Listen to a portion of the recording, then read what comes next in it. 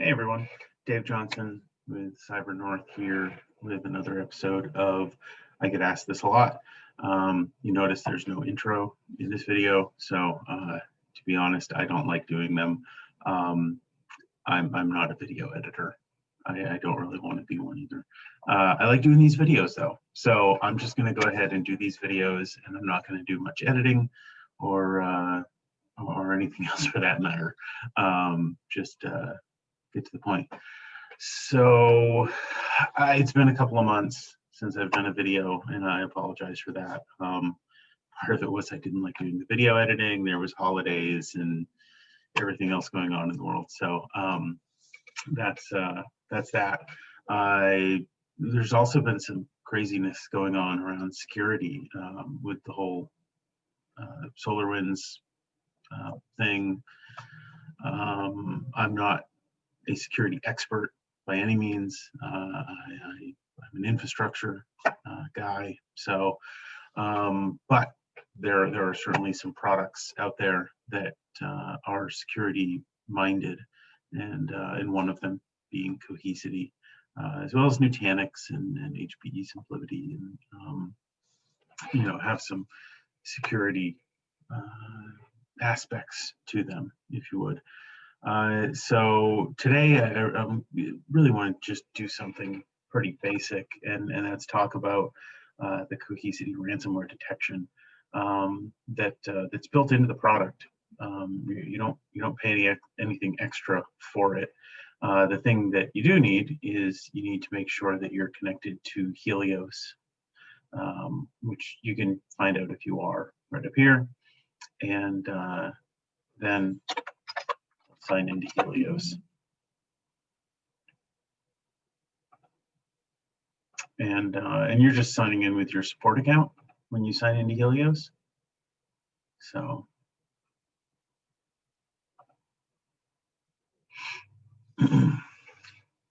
and so Helios, obviously it looks a lot like Iris does in on your cluster.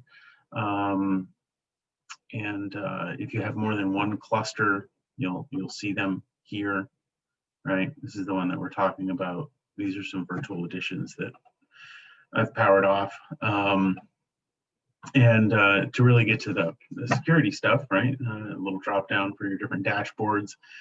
Go to the security dashboard and you'll see the Anti-Ransomware Dashboard. So Helios is analyzing your backups every night, and then using some machine learning and comparing the blocks of data that you're protecting and seeing, looking for anomalies, right? And that's what you're going to see here in this anomaly strength. These will pop up, and there's a little bell with a plus in it over here on the right. I've seen this not work in Firefox, by the way. So you just click on the bell, and you can configure push notifications. This is for you, for your user ID, so it will email you. And there's also a mobile app. I'm not sure how well I'd be able to actually show that on YouTube, but you can set these push notifications. I know right now, if you get one over 70%, Cohesity is going to open up a ticket for you anyway, and they're going to send you an email saying, hey, we opened this ticket because you had a data anomaly. But it's still a good idea. You can customize this push notification. So if you have Cohesity and you're not using this, please start using it. What this is going to do, if we go in and dive into this, we can see here's our trend, right, over time. And then all of a sudden on this backup, hey, there was 5.1 gig of data that was written. Now I think I know why. It's because we upgraded the software on this. This is Prism Central. So we could just click ignore anomaly. and that's all we have to do. But I mean, you can see, I mean, it shows all of the files that have been, modified, and you can go and right from here, you can recover files. You can recover the entire virtual machine right from Helios. So this is pretty powerful. If you were responding to an event, if you actually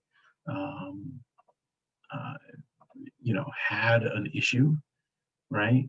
You could go in and select multiple VMs, and maybe they all have the same date, and you could go in and pick them and add them all to a recovery plan and recover your data very quickly, very efficiently.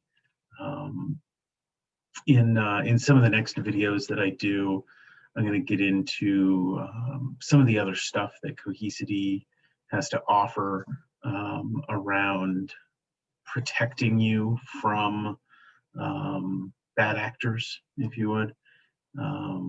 So that's all I wanted to go over today. Happy New Year, and we will talk to you next time. Thank you.